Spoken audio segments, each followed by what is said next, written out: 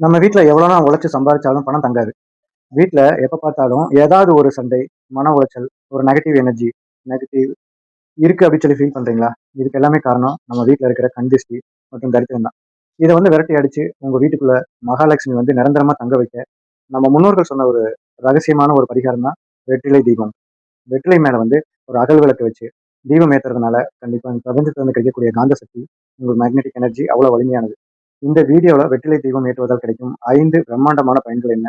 அதை எந்த நாள்ல, எந்த திசையில பார்த்து, எப்படி சரியா ஏத்தணும் அப்படிங்கிறத முழுமையான தகவல தெரிஞ்சுக்கலாம். ஸ்கிப் பண்ணாம கடைசி வரைக்கும் பாருங்க. வெற்றிலையின் தெய்வீக ரகசியம் முதல்ல வெற்றிலையில. அப்படி என்ன விசேஷம் இருக்கு அப்படின்னு தெரிஞ்சுக்கோங்க.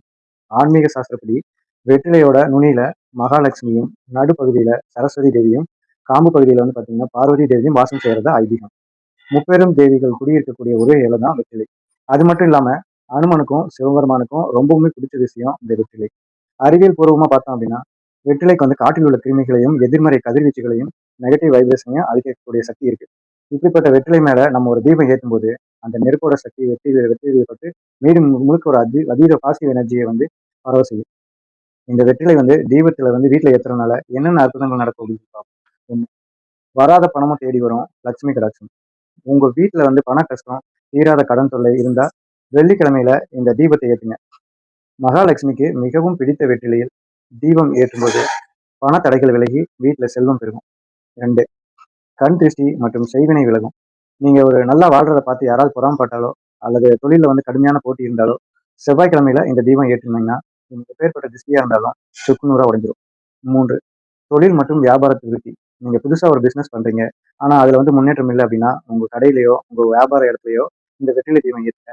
வாடிக்கையாளர்கள் தான் அவங்க தானா தேடி வருவாங்க. 4, திருமண தடை, குழந்தை பாக்கியம், வீட்டுல கல்யாணம் தள்ளி போயிட்டே இருந்தாலோ அல்லது கணவன் மனைவிக்குள்ள அடிக்கடி சண்டை வந்தாலோ இந்த தீபம் உங்க வீட்டுல வந்து ஒரு அமைதியையும் சுபிட்சத்தையும் கொண்டு வரும். 5, மனக்குழப்பம் நீங்கி ஒரு தெளிவு பிறக்கும். வீட்டுல வந்து எரிய உங்களுடைய மனசுல இருக்கிற பயம், ஸ்ட்ரெஸ் எல்லாமே குறைஞ்சு உங்க வாழ்க்கையில அடுத்த கட்டத்துக்கு போக ஒரு தெளிவான ஒரு பாதை கிடைக்கும்.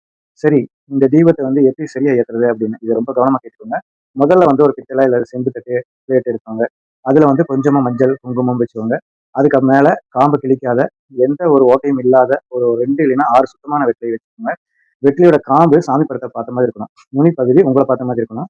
இப்போ வந்து அந்த வெற்றிலை மேல வந்து ஒரு புது மண்ணாலான ஒரு அகல் விளக்கை எடுத்து சென்ற வைங்க. விளக்கிக்கு மஞ்சள் குங்குமம் வைங்க. அந்த விளக்குல சுத்தமான பசு நெய் அல்லது நல்லெண்ணெய் ஊற்றி பஞ்சு திரி போட்டு தீபம் ஏற்றுங்க. விளக்குக்கு கிழக்கு அல்லது வடக்கு அந்த திசையை பார்த்து எரியணும். எக்காரணத்தை கொண்டும் தெற்கு திசையில வந்து எரியக்கூடாது.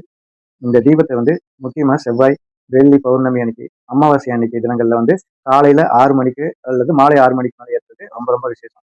நண்பர்களே, எந்த ஒரு விஷயத்தையும் முழு நம்பிக்கையோட செஞ்சா மட்டும்தான் அதுக்கான பலன் கிடைக்கும்.